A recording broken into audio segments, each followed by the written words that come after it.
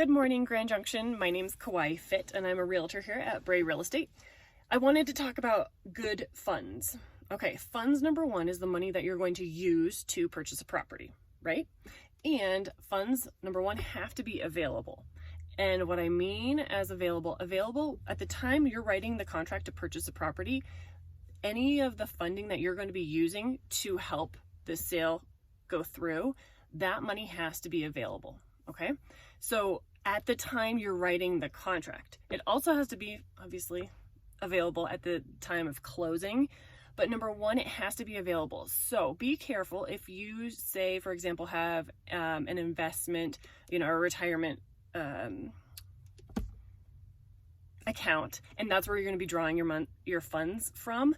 You need to double check and make sure that those funds can actually be taken out, because you don't want to come write up an offer, say, yeah, we have plenty of money in our retirement account and we can pay for this property with at closing. You got to make sure that you can actually take that money out. So you would have to be able to go to your bank right now, ask them to write you a check for that amount. Okay, so that's what available means. The second part of funds is immediately verifiable. So when you're writing when you're writing a contract for a property and you want to purchase this property, you have to attach with your contract maybe a screenshot of your bank, your online bank account or something. You can black out account numbers and that type of thing, but you have to be able to show some kind of proof that you do have these funds. So if you have a bank statement with those funds on it, we need some kind of copy, or even I've had clients ask their bank for a letter stating that so buyers have X amount of money in this fund or this account.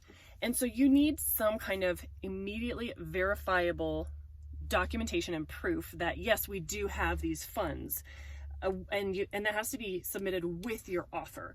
Otherwise, nobody can verify that you actually truly have that money.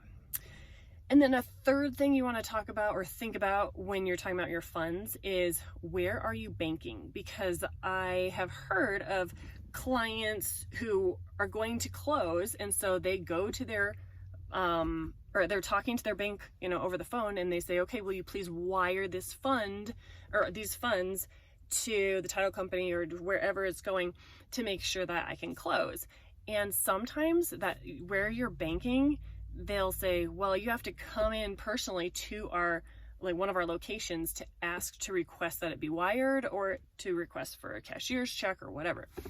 And that is scary, especially if you're banking with Bank of America or something. We don't have a Bank of America here in Grand Junction, right?